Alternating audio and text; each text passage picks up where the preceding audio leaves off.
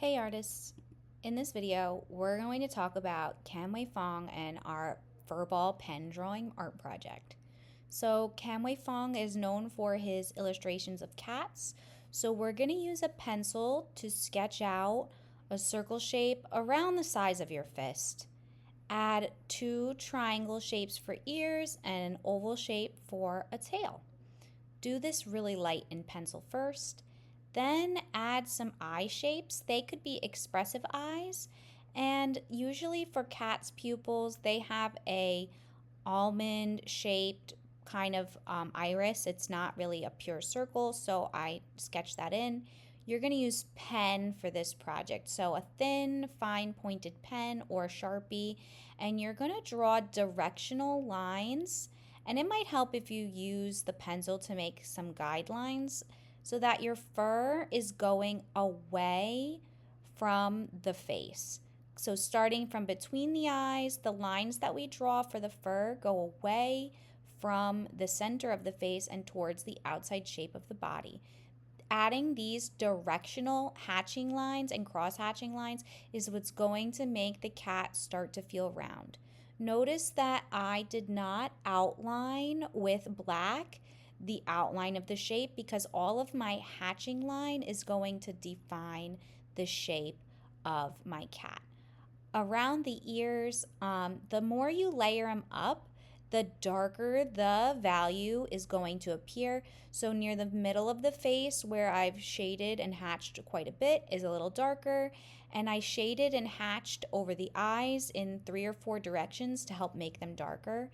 Then I started to change the thickness of the lines. I did a little bit of stippling inside of the ears, and the outer ear is like a shorter line. Then as I keep developing the drawing, I don't like to focus on just one area. That's why I start outlining the shape of his body by using hatching lines instead of just a solid outline. As I was working, I was thinking about those gray tabby cats that have long fluffy tails, but their bodies are mostly gray and dark gray striped. So as I was working on the tail, I chose to use longer directional lines to help make the tail look like a different type of fur than the rest of the body.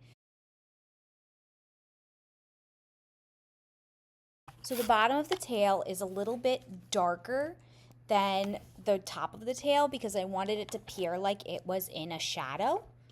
So keep working around your whole drawing because the areas where you apply more shading are going to look darker.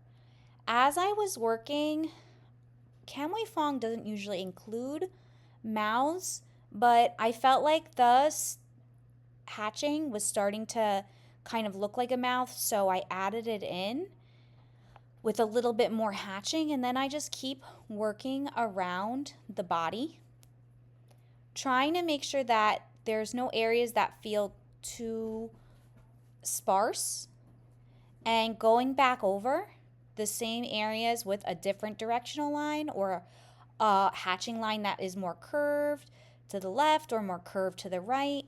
So I'm creating value with layers. I'm creating value with hatching, and I'm using cross hatching. I'm using directional lines. And around the edges of his body, I wanted to enhance that tabby patterning. So as I was hatching, I tried to keep the hatching concentrated in little stripes to give him some more form. And then as I was finishing up, I wanted to add some softer lines to the ears to make the hair look a little more loose.